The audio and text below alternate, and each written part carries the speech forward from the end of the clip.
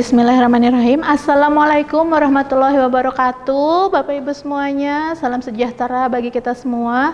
Salam, Om Swastiastu, Namo Buddhaya, dan salam kebajikan. Bapak Ibu, sebelum kita memulai sesi kali ini, izinkan saya memperkenalkan diri dalam bahasa Inggris ya. Baik. Good morning everybody, how are you today? I hope you're doing fine, happy and healthy as always. We're here now to share about accountability in our training. Okay, my name is Yuyu Yuningsih, you can call me Yuyu. I will later show you my video. Baik, sebelum kita masuk ke agenda inti kita yaitu tentang akuntabilitas Latsar CPNS yang ada di agenda 2. Bapak Ibu kemarin sudah selesai menyelesaikan agenda 1 ya Bapak Ibu ya? Ya, ada yang masih ingat? Ada yang mau sharing tentang saya agenda 1 itu ngebahas apa aja sih Bapak Ibu? Ya, betul.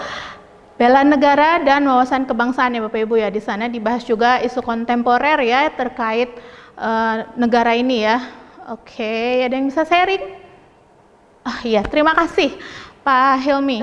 Perkenankan saya untuk memutarkan video perkenalan yang tadi saya janjikan ya Bapak Ibu.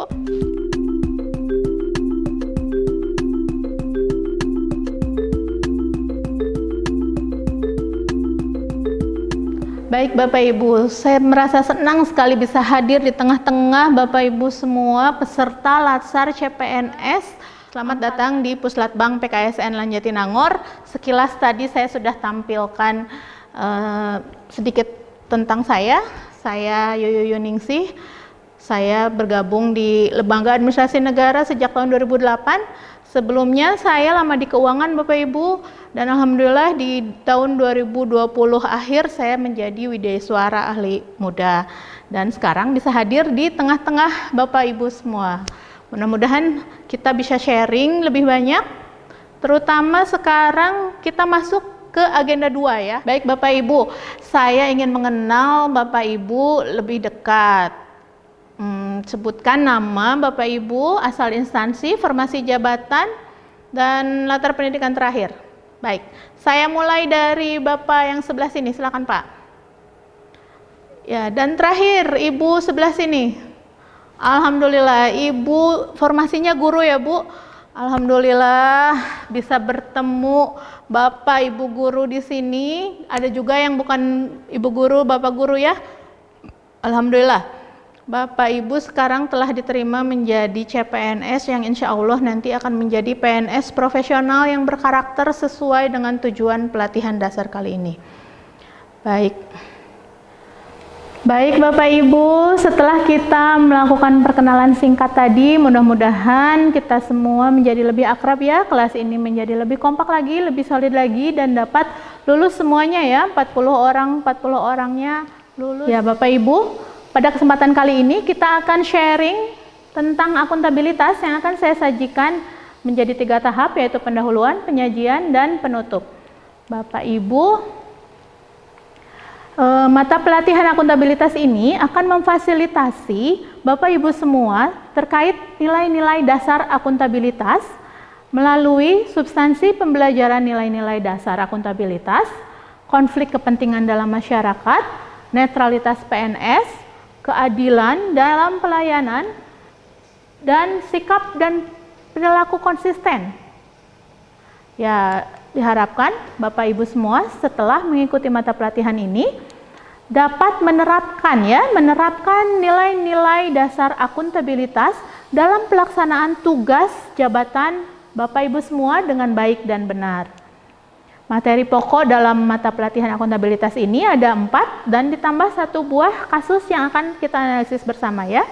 Yang pertama terkait konsep akuntabilitas, yang kedua mekanisme akuntabilitas, yang ketiga akuntabilitas dalam konteks, dan yang terakhir bagaimana kita menjadi PNS yang akuntabel. Baik Bapak Ibu, sebelum masuk ke materi pokok yang pertama, saya punya 1 buah quotes dari Bob Proctor. Beliau adalah salah satu filsuf dari Kanada yang mengatakan bahwa akuntabilitas itu diibaratkan sebagai lem yang mengikat komitmen menjadi hasil. Tentu saja Dengan menjadi pribadi yang akuntabel, dengan kita memiliki komitmen yang kuat, kita akan mendapatkan hasil yang kita harapkan sesuai dengan tujuan yang telah ditetapkan ya Bapak Ibu. Baik, Bapak Ibu di sini semua tentu pernah ya mendengar kata-kata akuntabilitas atau responsibilitas. Pernah ya? Ya. Bapak Ibu, sekarang saya ingin mengetahui pendapat Bapak Ibu semua ini terkait akuntabilitas dan responsibilitas. Kita tuangkan pendapat kita melalui aplikasi padlet.com ya. Padlet.com, silahkan dibuka browsernya, diketik padlet.com/yuyuningsih310/share to care. Nanti tampilannya kurang lebih akan seperti ini. Bapak Ibu tuliskan nama, alamat kantornya, dan boleh menginsert foto ya, foto yang menunjukkan bahwa saya adalah pribadi yang akuntabel ya Bapak Ibu. Baik, Bapak Ibu terima kasih, pendapatnya sudah masuk semua ya. Kita semua bisa baca pendapat Bapak Ibu di padlet.com ini. Ada yang mau share pendapatnya? Ya, silakan Pak Irfan, silakan Pak. Ya, terima kasih pendapatnya Bapak Ibu semua.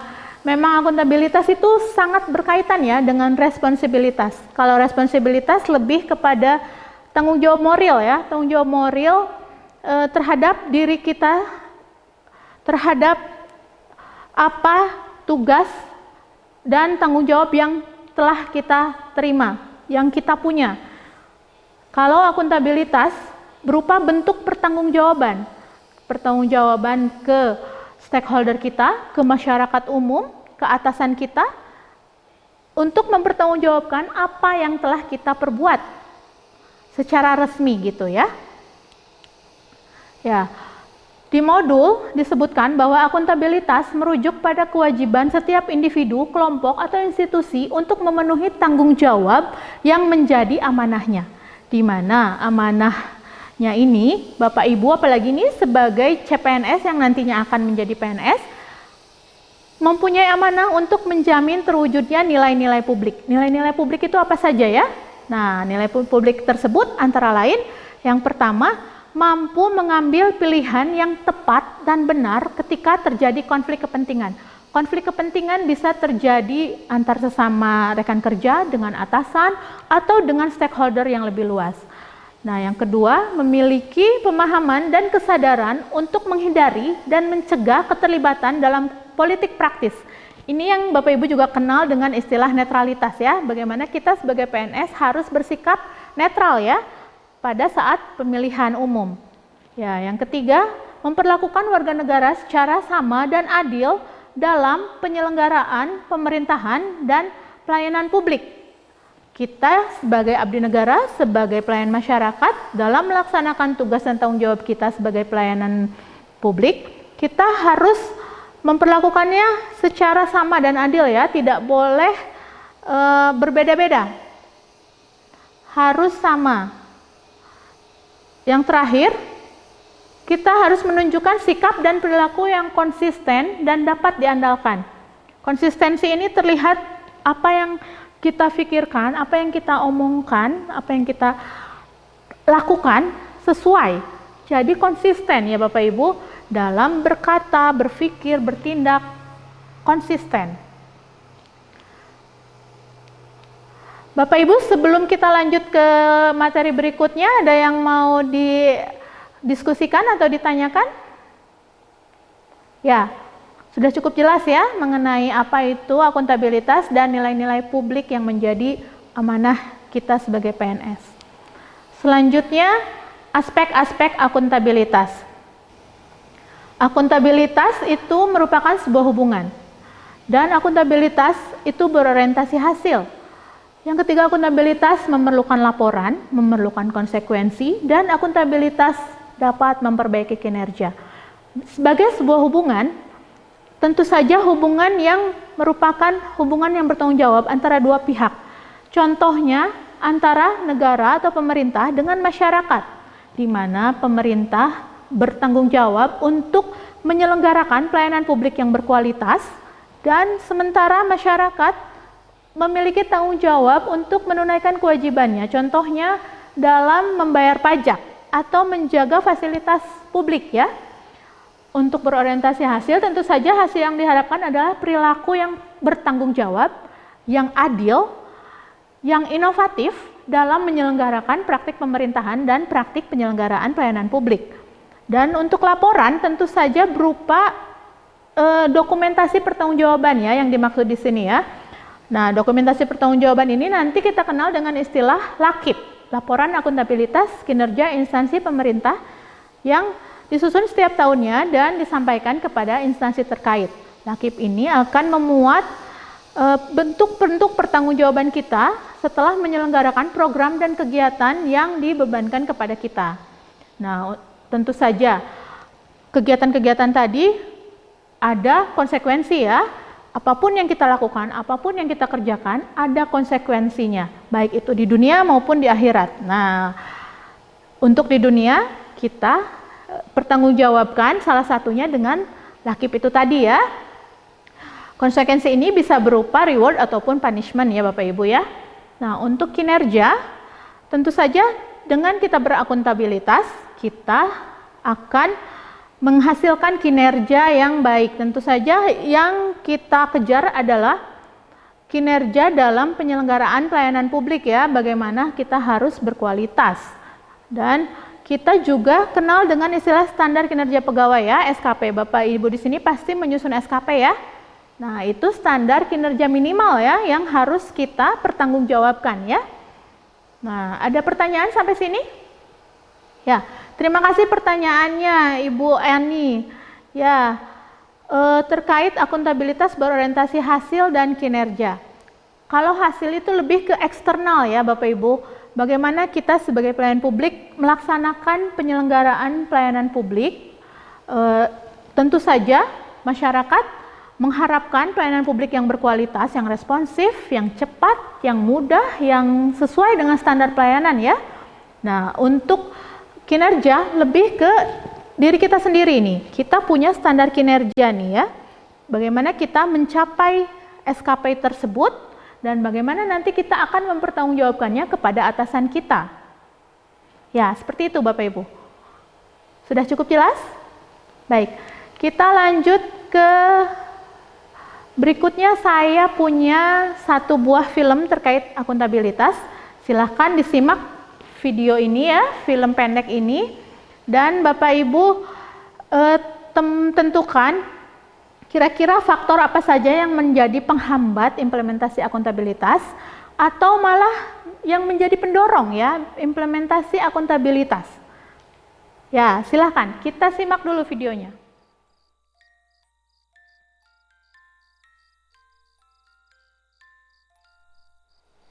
Ya, Bapak Ibu, setelah melihat video tadi ada yang mau sharing apa saja nih kira-kira faktor penghambat implementasi akuntabilitas dan apa saja faktor-faktor pendorongnya ya? Ya, Bapak, sekali Bapak Ibu, ya. Yang disampaikan oleh Pak Agus dan Bu Sri tadi, salah satunya yaitu kompetensi ya Bapak Ibu. Kompetensi seseorang bisa menghambat dan bisa juga mengakselerasi ya, mempercepat kesuksesan akuntabilitas. Oleh karena itu, kita semua di sini harus menjadi insan-insan pembelajar yang terus-menerus belajar untuk meningkatkan dan mengembangkan kompetensi masing-masing ya. Ya, dan aturan juga. Bagaimana aturan harus dibuat secara jelas, secara komprehensif, dan itu harus diimplementasikan secara tegas juga ya Bapak Ibu ya. Ya, betul. Terima kasih. Selanjutnya, terkait pentingnya akuntabilitas. Pentingnya akuntabilitas di sini terbagi menjadi 3. Yang pertama yaitu penyedia kontrol demokrasi, yang kedua yaitu pencegah korupsi dan penyalahgunaan wewenang, yang ketiga yaitu sebagai peningkatan efisiensi dan efektivitas Bapak Ibu. Nah, untuk membahas pentingnya akuntabilitas ini, saya minta kelas ini dibagi menjadi 4 kelompok, masing-masing 10 orang. Diskusikan dan berikan contoh nyata peran akuntabilitas. Baik Bapak Ibu, terima kasih. Waktu diskusi sudah selesai. Mohon maaf, sudah selesai diskusinya. Silakan yang berkenan untuk mempresentasikan hasil diskusinya pertama kali. Ya, silakan. Kelompok 2, silakan. Siapa yang akan menjadi penyaji dan moderator? Ya, silakan. Ya, kita beri aplaus Bapak Ibu untuk kelompok 2 yang telah memaparkan hasil diskusinya dengan baik. Cukup informatif, cukup komprehensif ya Bapak Ibu, terima kasih. Akuntabilitas tidak jauh ya dari diri kita sendiri, dari anggota keluarga kita, anggota masyarakat, kolega-kolega kita. Dari banyak sekali contoh-contoh nyata ya, yang dapat kita jadikan role model ya, dalam pribadi yang akuntabel. Ya, ada yang mau ditanggapi atau ditambahkan, silakan. Ya. Nah, Bapak Ibu, seharian ini kita sudah membahas mata pelatihan akuntabilitas, mulai dari pengertian akuntabilitas, ya, nilai-nilai publik, ya, kita sebagai PNS yang mempunyai amanah untuk mewujudkan nilai-nilai publik ya. Masih ingat apa saja? Ya, netralitas PNS, betul. Memilih yang tepat dan benar ya saat konflik kepentingan itu muncul, iya. Dan apa lagi? Ya, terima kasih, betul. Nilai-nilai publik ini harus selalu kita jaga, kita wujudkan ya Bapak Ibu. Kita juga sudah bahas tentang aspek-aspek akuntabilitas ya. Ya, yang ada 5 tadi, masih ingat? Ya, betul. Akuntabilitas sebuah hubungan memerlukan laporan, konsekuensi, apa lagi? Ya, betul. Terima kasih, masih ingat ya. Dan pentingnya akuntabilitas ya, kita sudah menggali banyak sekali contoh-contoh pribadi yang akuntabel. Mudah-mudahan Bapak Ibu di sini semua dapat mengimplementasikannya ya. Setelah memahami apa saja itu nilai-nilai dasar akuntabilitas, kita siap mengimplementasikannya ya Bapak Ibu ya. Ya, Bapak Ibu, saya ingin evaluasi nih sedikit nih pakai aplikasi Kahoot ya. Udah sering ya mainin aplikasi Kahoot? Ya, siapkan.